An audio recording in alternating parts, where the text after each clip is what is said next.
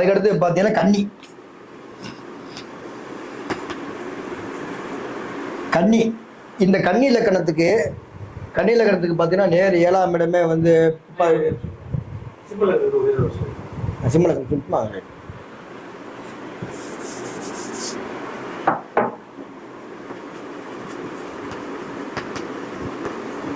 சிம்ம லக்கணத்துக்கு இப்போ வந்து யாரும் கேட்டிருக்காங்களா நினைக்கிறேன். சிம்ம லக்கணத்துக்கு வந்து சிம்ம ராசி சிம்ம லக்கணங்க.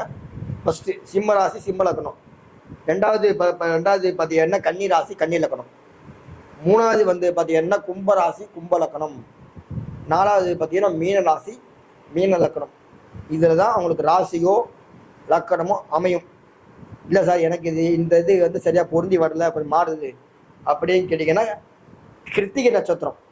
கிருத்திகை நட்சத்திரம் அது மேஷத்துலேயும் இருக்குது, ரிஷபத்துலேயும் இருக்குது. கிருத்திகை நட்சத்திரம் உத்தர நட்சத்திரம்.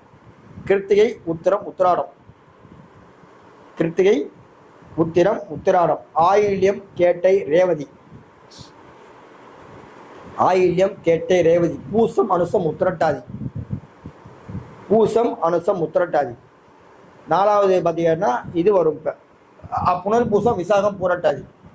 இதில் தான் அவங்களுக்கு வந்து கட்டாயம் பார்த்தீங்கன்னா வரணை அமையும். இதை தாண்டி அவங்களுக்கு வந்து வேற வரதுக்கு வாய்ப்பு இல்லை. அதுக்கடுத்து வந்து கன்னி.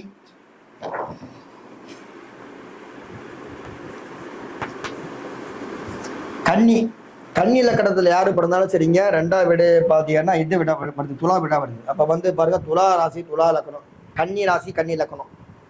கன்னி லக்கணத்தை யாரு பிறந்தாலும் கன்னி ராசி கன்னி லக்கணம், துலா ராசி துலா லக்கணம். அதுக்கடுத்து நேர் 7ஆம் வீடு நேர 7ஆம் வீடு பார்த்தீங்கன்னா மீனராசி. அப்போ மீன ராசி மீன லக்கணம். அதுக்கடுத்து 8ஆம் வீடு அதுக்கடுத்து பார்த்தீங்கன்னா மேஷ ராசி மேஷ லக்கணம். இதில் தான் உங்களுக்கு ராசியோ இல்லை லக்கணமோ வந்து உட்காரும். இல்லை சார் எனக்கு இது வரல அப்படின்னு கேட்டீங்கன்னா ஆயில்யம் கேட்டை ரேவதி. ஆயில்யம் கேட்டை ரேவதி. அதுக்கடுத்து பார்த்தீங்கன்னா பரணி பூரம் பூராடம். என்னென்ன பரணி பூரம் பூராடம். அதுக்கடுத்து பார்த்தீங்கன்னா என்னென்னா மிருகசீரிடம். மிருகசீரிடம் சித்திரை அவிட்டம். மிருகசீரிடம் சித்திரை அவிட்டம். அதுக்கடுத்து 4வது இப்போ பார்த்தீங்கன்னா நேர் 7ஆம் வீடு பார்த்து பாதகாதிபதி வீடாக வருது. அதுலேயே கூட ஒரு சில பேர் பண்ணுவாங்க, அதெல்லாம் நம்ம தப்பு சொல்ல முடியாது. புனர்பூசம் விசாகம் பூரட்டாதி. புனர்பூசம் விசாகம் பூரட்டாதி. இதில் தான் உங்களுக்கு நட்சத்திரம் ராசி இதில் தான் வந்து உட்காரும். இதுதான் சொல்லுவாங்க கொடுப்பனை சொல்லுவாங்க, இதுதான் சொல்லுவாங்க கொடுப்பனை சொல்லுவாங்க இல்லையா. ஸோ இந்த மாதிரி தான் வர அமையும். நம்ம அதுக்கு அடுத்து போகலாம்.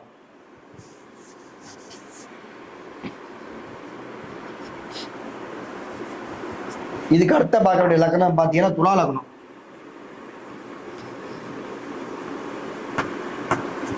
இந்த துலா லக்கணத்துக்கு நேர் 7ஆம் வீடு. துலா லக்கணம் ஆல்ரெடி பார்த்தாச்சு ஓகேங்களா. துலா லக்கணத்துக்கு ஏற்கனவே வந்து அந்த இதில் பார்க்கும்போது மேஷ லக்கணத்துக்கு நம்ம பார்க்கும்போது துலா லக்கணம் நம்ம பார்த்தாச்சு. அதுக்கு அடுத்தது வந்து விருச்சிக லக்கணத்துக்கு நம்ம பார்த்துக்கலாம். விருச்சிக லக்கணம் பார்த்துக்கலாம்.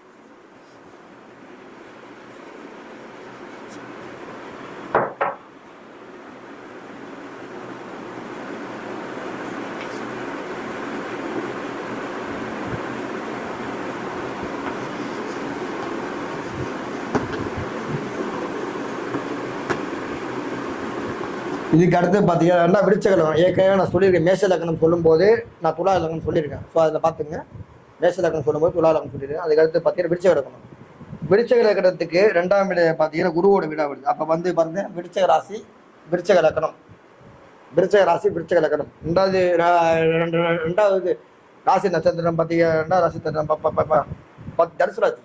ஓகே தனுசு ராசி தனுசு லக்னம். நேர் 7ஆம் வீடு ரிஷபம். அப்போ வந்து பாருங்க அப்போ ரிஷப ராசி ரிஷப லக்கணம்.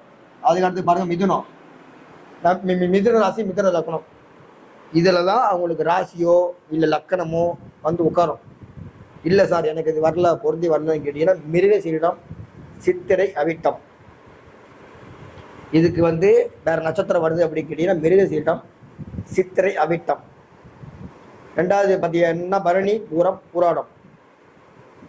பரணி பூரம் பூராடம். ஆயில்யம் கேட்டை ரேவதி. ஆயில்யம் கேட்டை ரேவதி. மூணாவது பார்த்தீங்கன்னா இது வரும் புனர்பூசம் விசாகம் பூரட்டாதி. 4வது புனர்பூசம் விசாகம் பூரட்டாதி. இதில் தான் உங்களுக்கு நட்சத்திரமோ ராசியோ லக்கணமோ லக்கணாதிபதியோ இந்த நட்சத்திரத்தில் போய் தான் உட்காந்துருப்பார். இந்த விதி மாறவே மாறாதுங்க, எழுதி வச்சுங்க.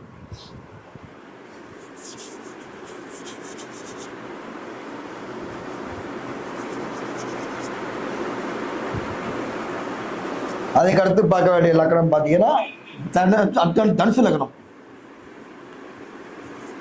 ஓகேங்களா. தனுசு லக்கணத்துக்கு நேர் 7ஆம் விட பார்த்தீங்கன்னா மிதுன விடா வருது. அப்போ வந்து பாருங்க, மிதுன ராசி மிதுன லக்கணம், தனுசு ராசி தனுசு லக்கணம். ஓகே, தனுசுக்கு நேர் 7ஆம் விட பார்த்தீங்கன்னா மிதுனம் வருது. அப்போ வந்து மிதுன ராசி மிதுன லக்கணம், தனுசு ராசி தனுசு லக்கணம். கடகராசி கடக லக்கணம், கடகராசி கடக லக்கணம். மகர ராசி மகர லக்கணம். இது ராசியோ லக்கணமோ இது இந்த மாதிரி அமைப்பில் வரும். சார் இன்னைக்கு இந்த விதி பொருந்தி வரல, நிறைய பேர் கேட்பாங்க, இந்த விதி வரல சார் அப்படின்னு கேட்டிங்கன்னா, ஃபஸ்ட்டு பார்த்தீங்கன்னா புனர்பூசம் விசாகம் பூரட்டாதி இந்த மாதிரி இது கூட பருவ நட்சத்திரம். ஓகேங்களா. புனர்பூசம் விசாகம் பூரட்டாதி. ரெண்டாவது பார்த்தீங்கன்னா பூசம் அனுசம் உத்திரட்டாதி, பூசம் அனுசம் உத்திரட்டாதி. ஆயில்யம் கேட்டை ரேவதி, ஆயில்யம் கேட்டை ரேவதி. அதுக்கடுத்து 4வது பார்த்தீங்கன்னா ரோகிணி அஸ்தம் திருவோணம், ரோகிணி அஸ்தம் திருவோணம். இதில் தான் உங்களுக்கு வந்து நட்சத்திரம் வந்து உட்காரும்.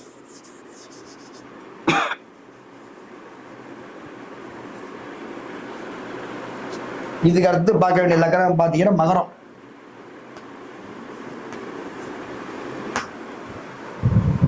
இந்த மகரத்துக்கு வந்து நேர் 7ஆம் விடையே வந்து பாருங்க, இதுவும் வருது கடக லக்கணமாக வருது. அப்போ வந்து பாருங்க, மகர ராசி மகர லக்கணம், மகர ராசி மகர லக்கணம். கடகராசி கடக லக்கணம், கடகராசி கடக லக்கணம். கும்பராசி கும்ப லக்கணம், கும்பராசி கும்ப லக்கணம்.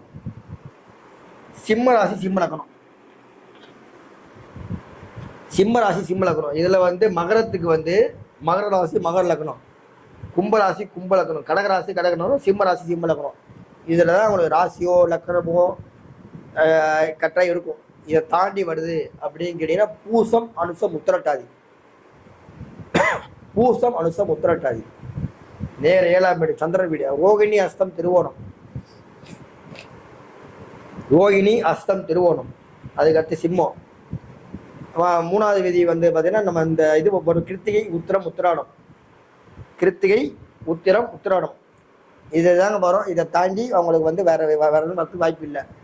மேக்சிமம் அப்படி வேற வருதுன்னா அவங்களுக்கு வந்து பார்த்தீங்கன்னா காதல் திருமணம் கலப்பு திருமணம் இந்த மாதிரி பண்ணியிருக்காங்க. ரொம்ப ரேர், ஒரு 100ல் ஒரு 10% தான் வேற எது மாறி வரும். அதுக்கு அடுத்து பார்க்க வேண்டிய லக்னம் பார்த்தீங்கன்னா கும்பம்.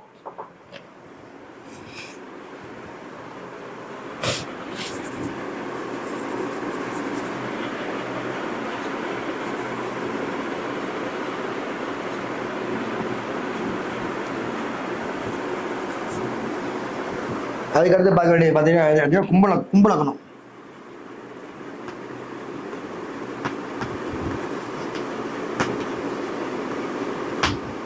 கும்பலக்கணத்தில் யாரு பிறந்தாலும் சரிங்க, அவங்களுக்கு வந்து எந்த மாதிரி வரன் வருன்னு கேட்டீங்கன்னா, கும்பலக்கணத்தில் பிறந்தா மீனராசி மீனலக்கணம் வரும். ஃபர்ஸ்ட் வந்து கும்பராசி கும்பலக்கணம் எடுத்துக்கலாம். கும்பராசி கும்பலக்கணத்தை வந்து அவங்களுக்கு வந்து வரக்கூடிய வரன் பார்த்தீங்கன்னா கும்பராசி கும்பலக்கணம் வரலாம். அப்படி இல்லைன்னா பார்த்தீங்கன்னா மீனராசி மீன லக்கணம். 3வது சிம்ம ராசி சிம்ம லக்கணம், சிம்ம ராசி சிம்ம லக்கணம். 4வது பார்த்தீங்கன்னா கன்னி ராசி கன்னி லக்கணம். கன்னி ராசியாக இருக்கலாம், இல்லை லக்கணமாக கூட இருக்கலாம். அவங்களுக்கு இந்த மாதிரி தான் வரும். அதான் சொல்லுவாங்க விதி கொடுப்பனைன்னு ஒன்று இருக்குது, விதி கொடுப்பனே ஒன்று இருக்குது. அவங்களை இந்த மாதிரி தான் வரணும்னு தான் ஒன்றும் மாற்ற முடியாது. இல்லை சார் எனக்கு 4 விதி பொருந்தி வரல அப்படின்னு கேட்டிங்கன்னா பூசம் அனுசம் உத்திரட்டாதி, பூசம் அனுசம் உத்திரட்டாதி. போன்ற பூசம் விசாகம் பூரட்டாதி, பூசம் அனுசம் உத்திரட்டாதி, புனர்பூசம் விசாகம் பூரட்டாதி. அதுக்கடுத்து பாருங்க கிருத்திகை உத்திரம் உத்திராடம், கிருத்திகை உத்திரம் உத்திராடம். அதுக்கடுத்து 4 பார்த்தீங்கன்னா ஆயில்யம் கேட்டை ரேவதி, ஆயில்யம் கேட்டை ரேவதி. இதில் தான் உங்களுக்கு ராசியோ நட்சத்திரமோ லக்னாதிபதியோ இதில் போய் தான் உட்காந்துருப்பாங்க. நீங்கள் செக் பண்ணி பார்த்துக்கலாம். அதுக்கடுத்து பார்த்தீங்கன்னா மீன லக்னம்.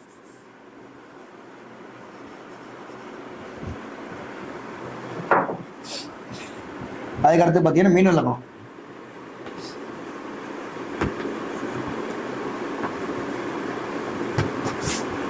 மீன லக்கணத்துக்கு நேர் 7ஆம் வீடு பாருங்க, கன்னி வீடாக வருது. அப்போ வந்து பாருங்க, மீன ராசி மீன லக்கணம் ஃபர்ஸ்ட். அதுதான் என்ன லக்கணமாக இருக்கோ அதுதான் ஃபர்ஸ்ட் எடுக்கணும். மீன ராசி மீன லக்கணம்.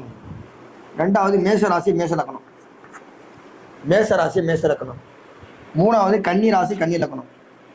ஒரு நாலாவது பார்த்தீங்கன்னா இது ஒரு துலா ராசி துலா லக்கணம். இதை தாண்டி வேற வராது. அப்படி வந்ததுன்னா மிருகசீலம் சித்திரை அவிட்டம், மிருகசீலம் சித்திரை அவிட்டம், புனர்பூசம்,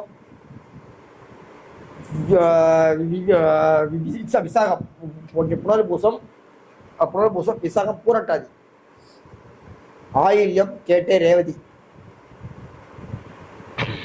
ஆயில்யம் கேட்டே ரேவதி. நாலாவது பார்த்தீங்கன்னா இது ஒரு பரணி பூராடம், பரணி பூராடம். இதில் தான் உங்களுக்கு நட்சத்திரம் ராசியோ லக்கணாதிபதியோ லக்கண புள்ளியோ இதில் போய் தான் உட்காந்துருக்கும். இல்லை லக்கணாதிபதியாவது இப்போ இதில் போய் உட்காந்துருப்பார். இது 90% மேக்சிமம் பொருந்தி வருது. 10% கொஞ்சம் மாற்றங்கள் இருக்குது. நான் இல்லைன்னு சொல்லல, 10 மாற்றங்கள் இருக்குது. இதுக்கு அடுத்த சப்ஜெக்ட் போகலாம்.